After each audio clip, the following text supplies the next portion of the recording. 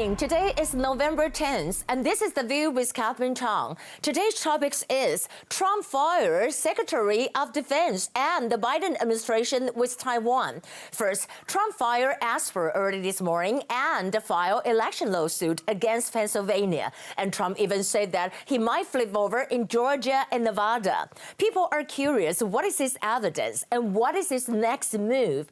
On the other hand, China's government was extremely low-key about Biden's election. Why? Here are some points. First, let's look at this map. For the latest development, Biden got 279 electoral votes. If it adds to Arizona for 11 votes, and he will have 290 votes. As to Trump, he still have 213 electoral votes, and there are still 4 states that are still in counting, including Georgia, North Carolina, Arizona, and we're talking about that. These 2 places are still counting. Trump makes 5 tweets in an hour, and he said that there was a problem in 4 states. For Pennsylvania, Trump accused Pennsylvania, prevented them from watching the ballot count, and it is unthinkable and illegal in this country. And for Georgia, and Trump claims that Georgia will be a big presidential win as it was the night of the election. As to Nevada, Trump said that it turned out to be a kind of a cesspool of fake votes. And he even said that there is evidence and the result will surely surprise everyone. For Wisconsin, Trump said that the Wisconsin is looking very good, but Trump hasn't shown any evidence for these allegations. And he must release the evidence to the public so that he can be more convincing. B, what came to everyone's surprise is that Trump suddenly fired the Secretary of Defense, Esper, and appointed Director of National Counterterrorism Center, Christopher Miller, to take the position. And why did Trump make such a big move just 72 days before the transition? Well, the cover story is that due to the George Floyd incident, we can say that there are many riots in the United States, and Trump wanted to mobilize 10,000 soldiers to kind of ease the riots, and it is said that Esper opposed it. Another reason is that Esper delayed the withdrawal of the troops from Afghanistan. But the inside story is that Trump might want to do something now, but Esper rejected it. So Esper was replaced. Remember, Trump once said on October 8th that he wanted to withdraw U.S. military troops from overseas back to Asia because he wanted to focus more on China and Russia. At the same time, we noticed that China's Xi Jinping and Russia's Putin are the 2 major powers that have not congratulated Biden yet. See, I think China's attitude toward the United States presidential election is very unusual. China avoid making comments. And China Foreign Ministry spokesperson Wang Wenbin said yesterday that we have noticed that Mr. Biden has announced his victory in the election. He used the term Mr. Biden, and he also said that we understand that the outcome of the presidential election will be determined in accordance with the U.S. law and procedure. It seems like China wants to wait until the legal process is over. Why China is so cautious about U.S. presidential election?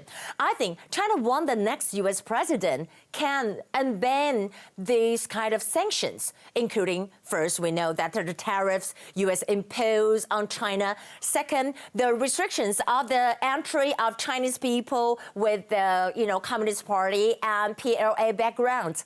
Third, the U.S. sanctions against Huawei. The problem is that I don't think Biden can lift all these bans or regulations once he takes over the office because he doesn't want people to call him China Joe.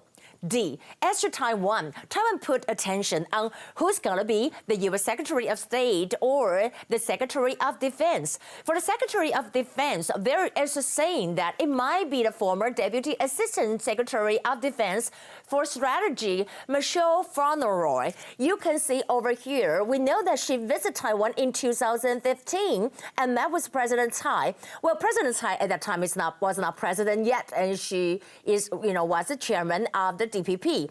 And actually, we know that talking about the other one for the Secretary of State, one of the candidates is former Deputy National Security Advisor Antony Blinken. And you can see that when President Tsai, as a candidate, she visited the United States, the Department of State in 2015, and she talked with Blinken for more than an hour.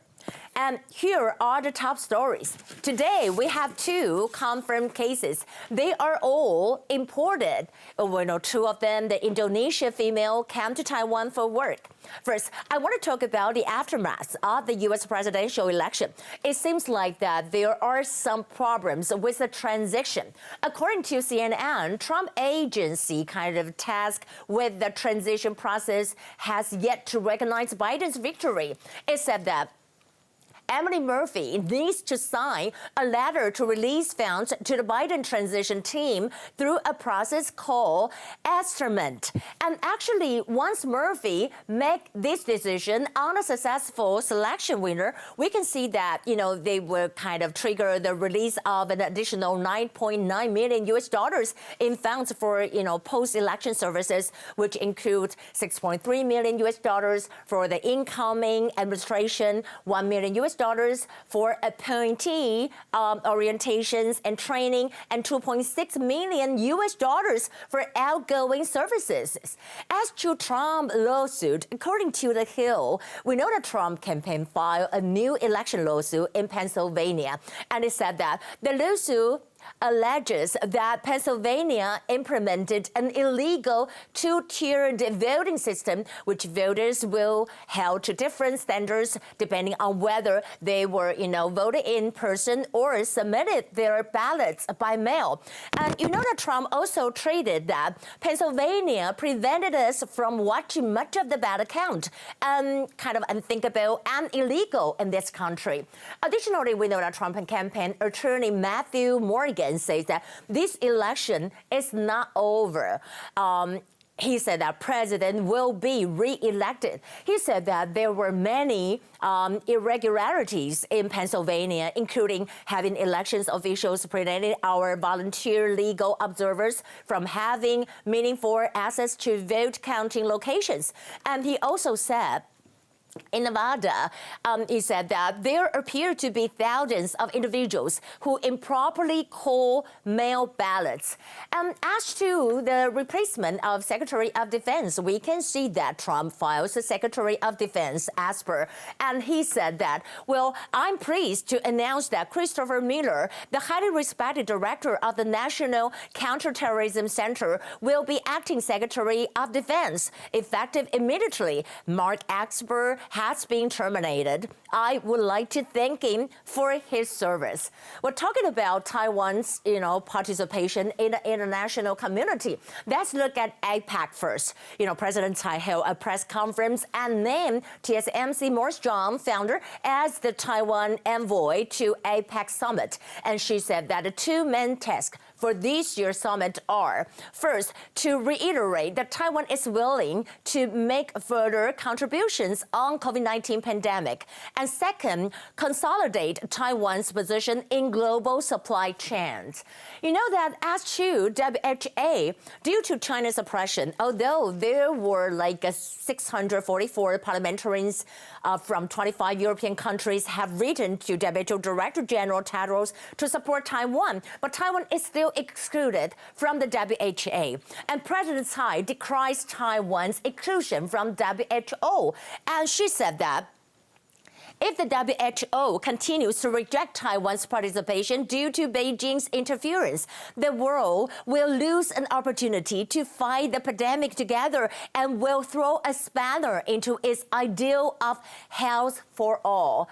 Also, U.S. senators kind of support Taiwan. Republican Senator Ted Yoho treated that it's not just a matter of deserve. Taiwan's response and contribution to global public health during COVID-19 has proven that Taiwan's participation participation in global health frameworks like WHA is essential to fighting kind of dangerous disease outbreaks. And in the end, we know that this is the meme from, the Taiwan Representative Office in Munich. And this is the Winnie the Pooh, representing Xi Jinping or China beating up the Taiwan bear. And this is like excluding Taiwan from the WHA. It's just like China style, a bully. That will be the view for today. And this is Catherine Chang. I hope you have a nice night, and I'll see you tomorrow. Bye.